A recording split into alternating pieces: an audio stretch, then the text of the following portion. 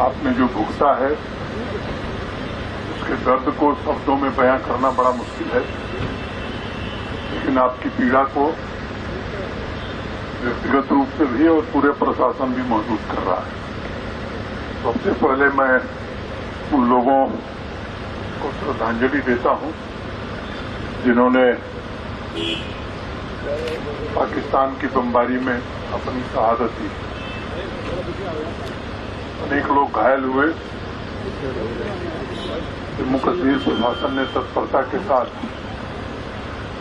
उनका समुचित इलाज हो उसका इंतजाम किया और ईश्वर की कृपा से घायल लोगों में लगभग सभी लोग ठीक हैं, ठीक होने की दिशा में।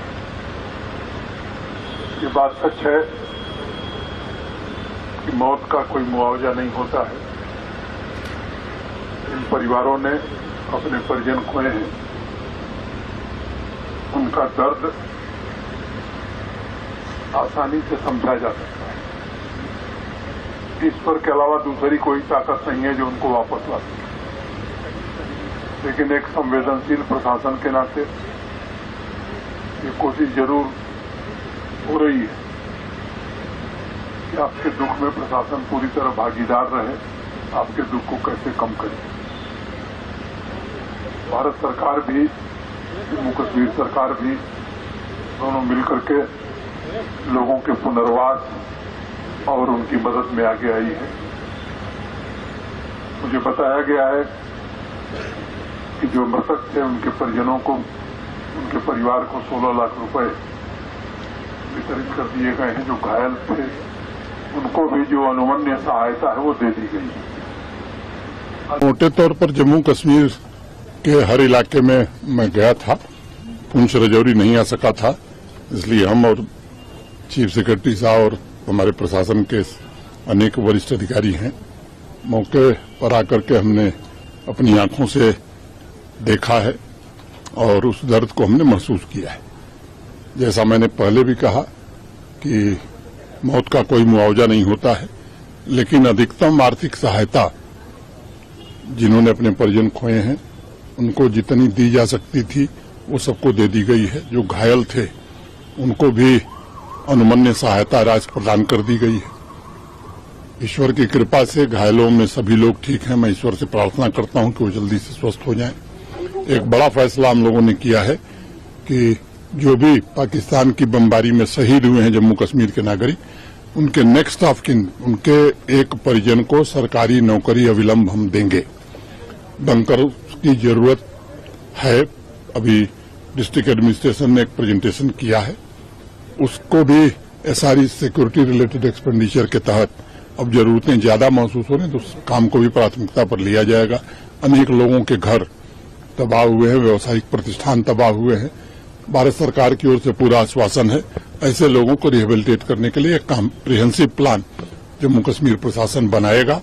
हमारे एडमिनिस्ट्रेशन के लोग अभी आइडेंटिफिकेशन का काम कर रहे हैं। एक बार वो हो जाएगा तो इस प्रक्रिया को भी जल्दी पूरा करेंगे। एडमिनिस्ट्रेशन ने बहुत अच्छा काम किया है सर। मुझे फक्र है अपने एडमिनिस्ट्रेशन पर।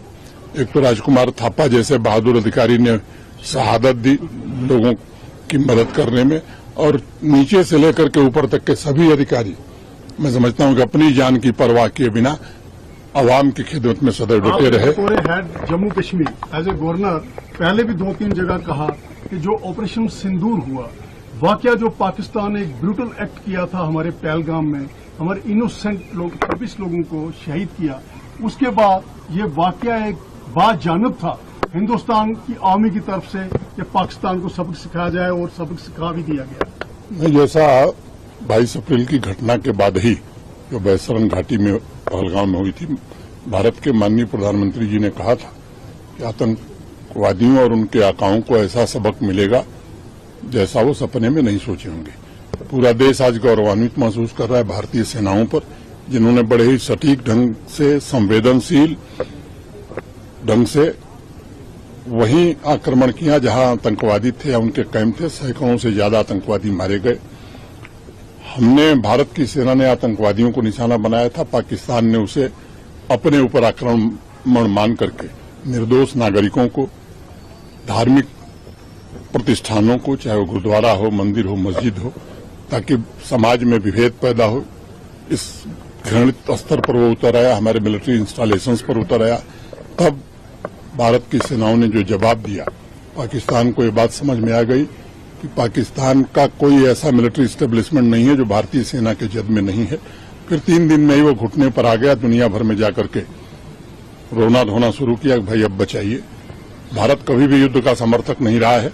हमारा जो लक्ष्य था उस लक्ष्य को हमने प्राप्त किया है और मुझे लगता है कि पाकिस्तान को भी अभी याद होगा, क्योंकि अब की बार अगर उसने आतंकवादी हमला किया तो मुझे लगता है कि सबक इससे भी कड़ा और ज्यादा होगा।